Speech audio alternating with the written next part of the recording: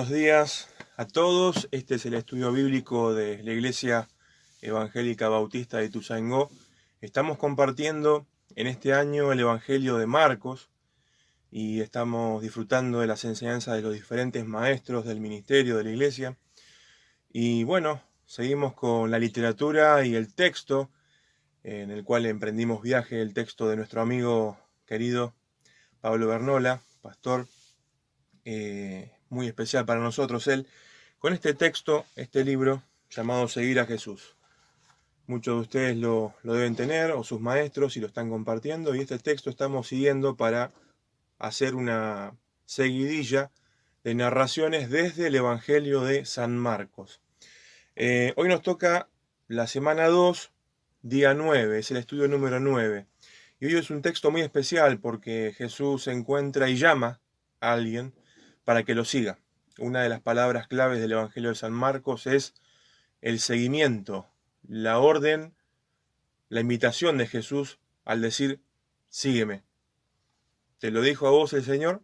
Seguramente que sí, por eso estás siguiendo la fe en Cristo Jesús. Y para aquellos que están escuchando esto y hace tiempo estás escuchando la voz de Dios en tu corazón, en tu mente, diciendo, seguime en este camino apasionante, en esta vida cristiana, dale, anímate. Bueno, hoy una de las frases lemas de nuestra cultura y sociedad es un poco lo que dice acá el pastor Pablo Bernola, al decir, dime con quién andas, sí, y te diré quién eres. Es un lema de nuestros abuelos, nuestros padres, es un lema, un refrán bastante conocido en nuestra cultura, por eso, ¿con quién estás andando? Mirá que con quien te vean rodeado o sentado o compartiendo, así va a decir la gente que sos vos. Y por ahí viene la mano de este pasaje tan especial de hoy, que es el Evangelio de San Marcos, capítulo 2, versículos 13 al 17. Las Biblias lo titulan como el llamamiento de Leví. Los biblistas o exégetas o comentaristas, quizás tengas en casa algún comentario bíblico de algún evangelio, algún texto del canon bíblico. Ellos, los comentaristas, dicen que son relatos de llamamiento, relatos de seguimiento, son narraciones muy específicas. ¿Te acordás cuando mamá, la abuela, la bisabuela o quien cocinase cosas tan ricas en casa tenían determinados moldes? Y después ese molde se iba pasando de generación en generación y se iba haciendo la misma torta, el mismo quizás vacío al horno, qué rico, ¿no?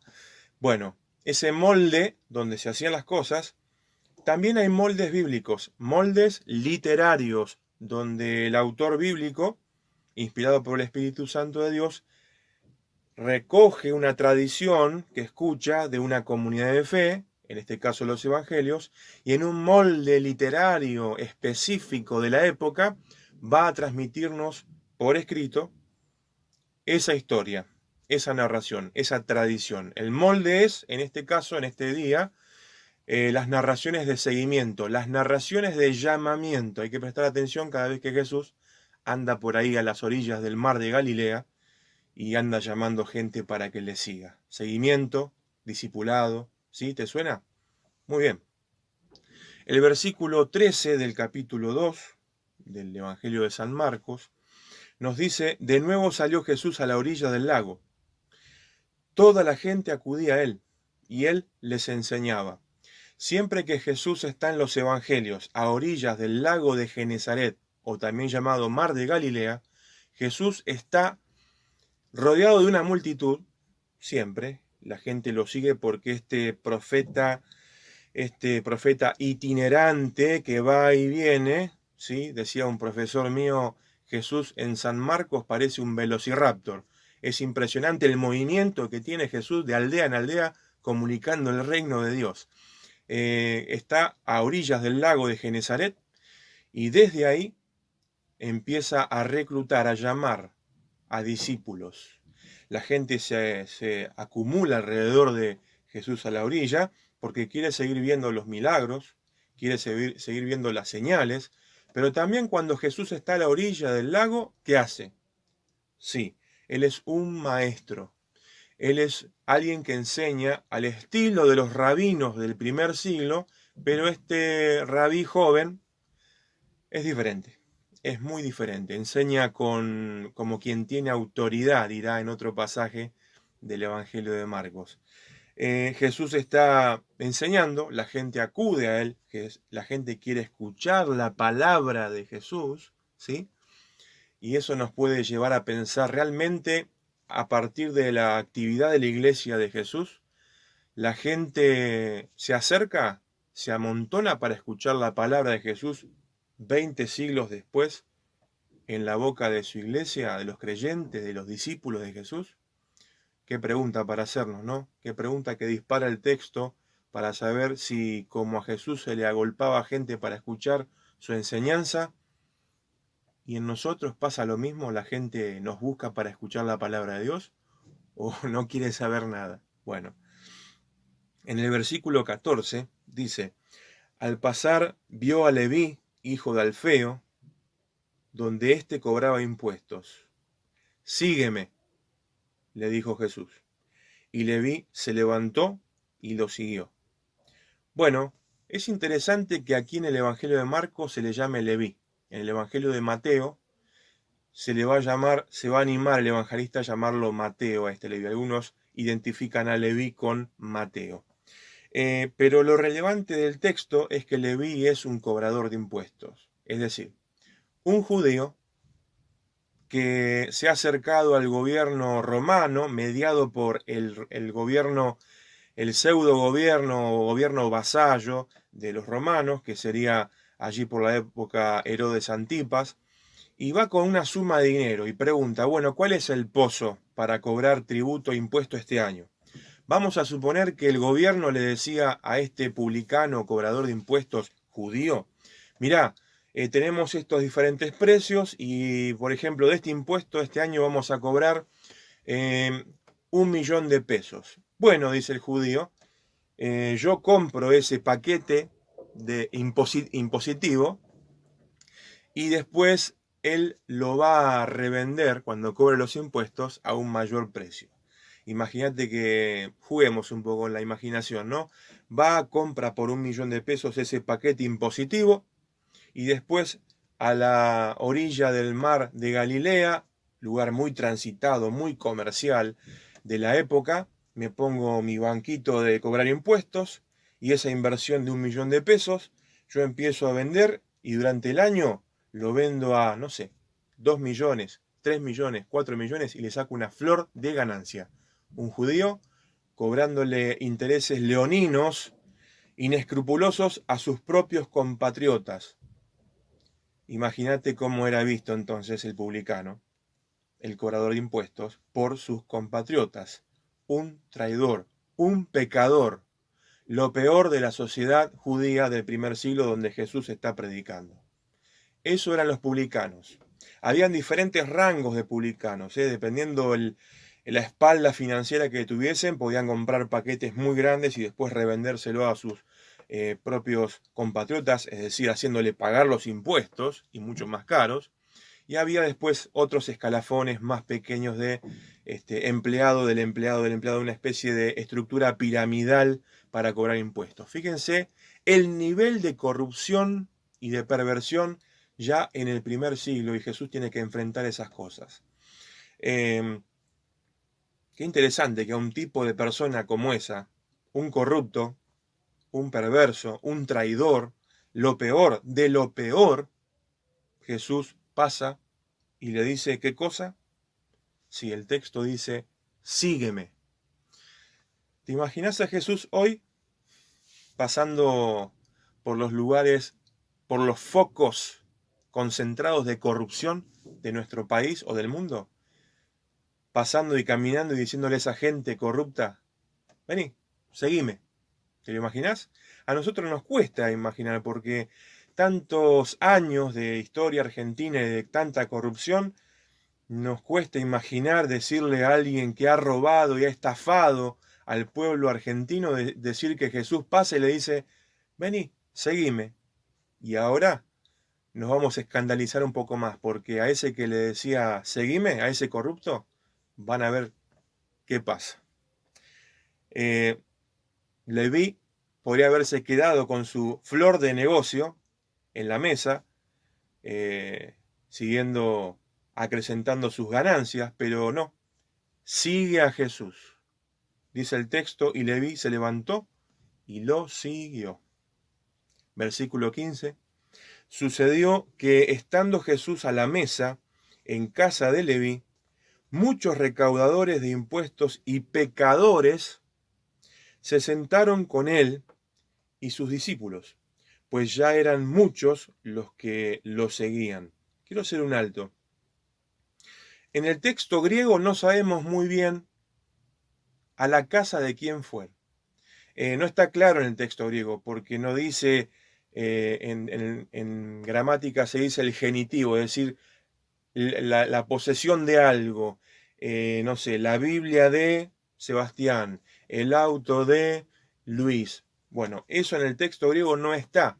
Está como indefinido, indeterminado dónde están. Se supone que por el contexto literario estarían en la casa de Leví.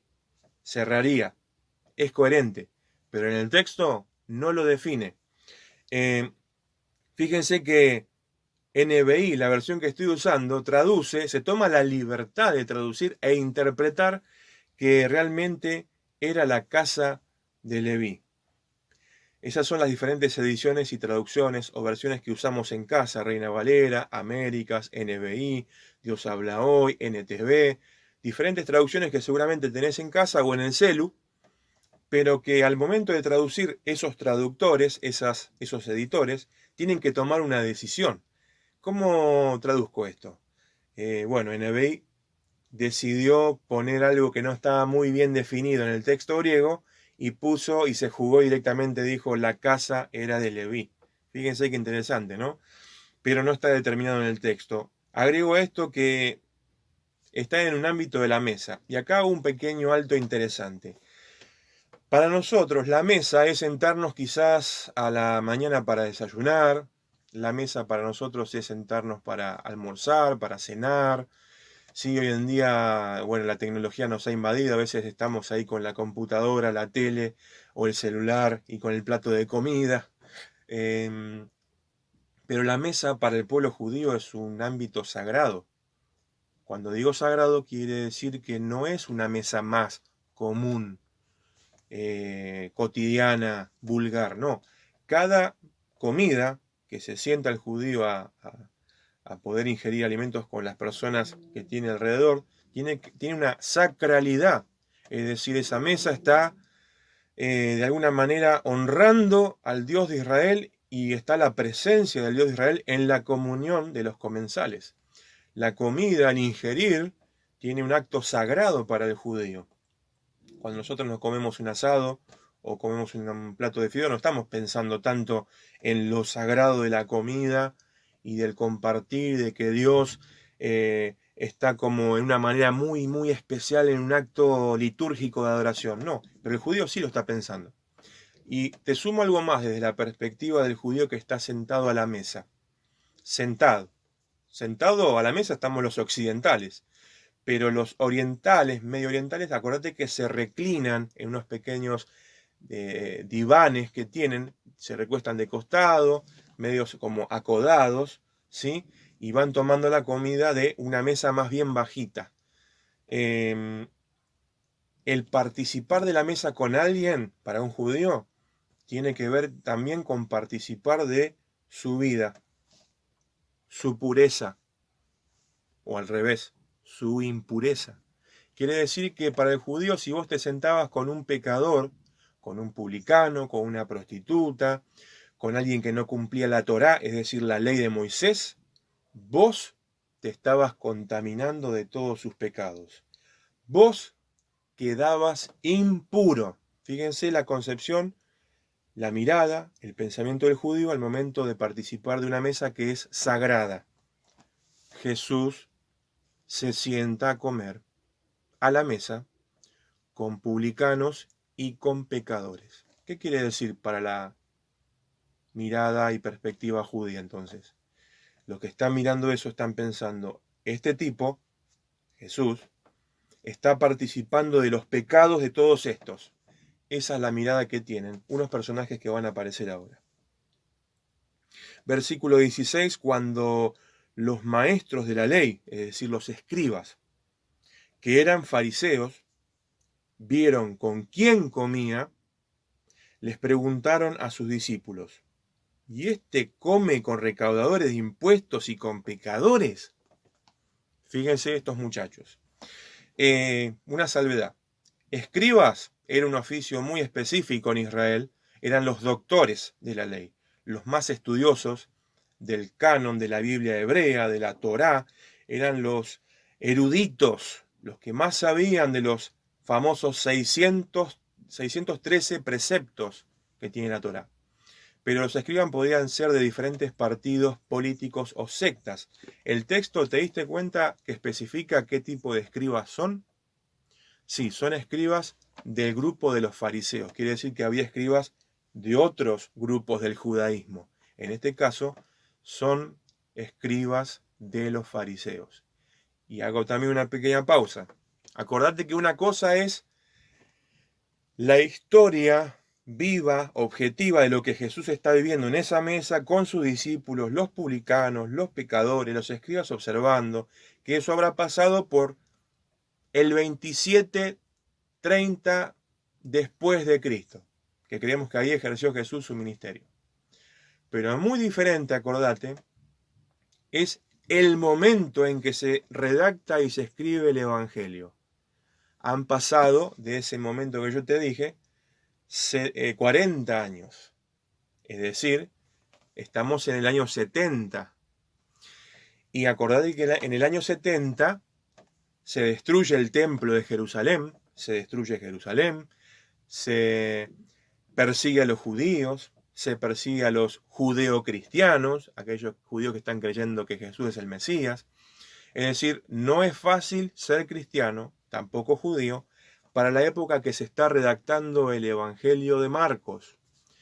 Y una cosa más, acordate que el judaísmo es una religión muy diversa para la época. Saduceos, esenios, herodianos, fariseos, celotas, hay muchos más grupos no tan conocidos, pero es un combo muy diverso, muy plural el judaísmo. ¿Sabés cuál es el judaísmo que sobrevive a la destrucción de Jerusalén y del templo? Los fariseos. El fariseísmo es el único sobreviviente del judaísmo después de la destrucción del templo. ¿Y eso qué tiene que ver, Sebastián? Bueno, cuando se está redactando este evangelio en contexto de la destrucción de Jerusalén y del templo de Jerusalén, el evangelio de Marcos está claramente en controversia, en diálogo y en disputa contra los fariseos que han sobrevivido a la destrucción de Jerusalén y del templo. El único judaísmo que sobrevive es el fariseísmo. Y habían escribas de los fariseos que todavía para la época del año 70 que se redacta el Evangelio están discutiendo, peleándose contra aquellos judíos que han creído que Jesús era el Mesías esperado, que Jesús era el gran maestro. Fíjense que el fariseísmo está en clara controversia y de la vereda de enfrente de los primeros cristianos, ahí por la década del 70, año que se redacta el Evangelio. Interesante estos datos para leer con otros lentes, otros ojos el Evangelio y saber lo que está pasando cuando se está escribiendo y redactando el Evangelio de Marcos. Y los fariseos, acordate que son muy respetados por el pueblo porque llevan una vida santa, pura, que cumplen con la Torá, con el Pentateuco, son honrados y venerados por el pueblo. Eran un número más o menos para el primer siglo, dicen los comentaristas, de unos 5.000 dispersos por las sinagogas de Palestina del primer siglo. Son herederos y descendientes de los famosos Hasidim, la época de los macabeos, esa lucha enorme que tuvo Israel contra alguna cultura por ahí helenista, sobre todo los Seleucidas, Antíoco Epifanes, acordate. Bueno, de esos judíos valientes, fuertes, que dieron la vida por defender la religión de Israel y el templo y lo sagrado de Israel, bueno, y que fueron mártires también, ¿no? Los descendientes de ellos y la línea, la escuela y la tradición son estos fariseos. Muy bien, no me quiero detener tanto en lo histórico porque ahora vamos como a lo más rico, al mensaje, al contenido y a lo teológico que nos deja las palabras de Jesús. Dice el texto, te repito la pregunta porque es la pregunta clave, ¿no? ¿Y este come con recaudadores de impuestos y con pecadores? ¿No se supone que este es el que viene haciendo milagros, sanidades, liberaciones, exorcismos, enseña una gran doctrina y ahora vemos que se sienta con pecadores y con publicanos, con traidores? ¿No se da cuenta que se está contaminando? ¿No se da cuenta que está adquiriendo y absorbiendo la impureza de estos tipos que están a la mesa? Qué fuerte, ¿no? Y asombrosa la respuesta de Jesús. Fíjense en el versículo 17. Al oírlos, Jesús les contestó, no son los sanos los que necesitan médico, sino los enfermos. Y yo no he venido a llamar a justos, sino a pecadores. Jesús usa un refrán, un proverbio de la época, probablemente un refrán más bien de la cultura más bien griega, romana, greco-romana, que realmente los sanos no necesitan médico. Los que necesitan médico son los enfermos. Y usa ese refrán para que ellos entiendan que el Dios de Israel, en la persona del Hijo del Hombre, otro personaje clave en el Evangelio de Marcos, Jesús se autoadjudica el título del profeta Daniel, el Hijo del Hombre. Cuando dice el Hijo del Hombre, quiere decir que ha llegado el reino de Dios, los tiempos escatológicos del fin, de la llegada, por fin, la consumación de la llegada del Dios de Israel en la persona de su Mesías. Todo eso resume y sintetiza la figura del Hijo del Hombre. Y el único título que acepta a Jesús de todos los que le dan, y él mismo habla de él, Hijo del Hombre. Lo quieren declarar Mesías, lo quieren declarar esto, lo otro, pero Jesús solamente acepta y se autopercibe, se autodefine como el Hijo del Hombre. Y el Hijo del Hombre no vino a buscar gente que se cree justa, que se cree que está sana, que se cree que no necesita la gracia de Dios. Jesús vino a buscar a los enfermos. Jesús como el Hijo del Hombre, como esta figura escatológica de que Dios por fin se acordó de nosotros y llegó en la figura del Mesías. Jesús viene a llamar y a buscar a los enfermos y a los pecadores, publicanos como Leví, corruptos, violentos, perversos. Wow. Ese es el mensaje del Evangelio. Si tenemos que condensarlo, sintetizarlo, Dios en la persona de Jesús viene a buscar lo que estaba perdido, lo que estaba en la miseria, lo que está en el egoísmo, lo que está en los poderes de este mundo. Viene Jesús a salvar, a redimir, a sanar eso. Pero si nos encontramos todos nosotros pensando, ay, mirá aquel, ay, mirá aquella, ¿cómo puede ser que no viva una vida santa, justa? Mirá qué pecador. Y nos tomamos y nos atribuimos la figura del juez. Qué peligroso es eso, ¿no? Tomarnos la figura y el rol de Dios. Ni Jesús se toma el atrevimiento de juzgar a la gente, sino que participa de una mesa muy especial, no solamente sagrada, sino de una mesa que empiezan a participar pecadores y publicanos, gente totalmente discriminada. Ahora son parte de la mesa del Señor. ¿A quién estaremos dejando nosotros afuera entonces de la mesa del Señor? ¿A quién estaremos dejando fuera del Evangelio, del reino, de la gracia? Porque nos pretendemos justos delante del Señor. Que el Señor nos ayude a entender esta palabra, esta enseñanza, de que el Señor sale por el lago de Genezaret, llama a la gente, los hace discípulos, los sienta a la mesa, participa de sus vidas, sin temor a la impureza. Esas cuestiones son más bien humanas, más bien tradicionalistas, jerárquicas. Jesús viene con el reino de Dios que trae vida, libertad, responsabilidad ante Dios de nuestros actos, nuestras palabras y nuestro trato para con nuestros hermanos, nuestros amigos. ¿Nos sentamos a la mesa? Qué desafío. Sentarnos junto a personas que la verdad que nos hacía difícil un poquito aceptarlas, ¿no? Pero el Señor nos dice, dale, animate y sentate a esa mesa porque Él mismo está sentado ahí.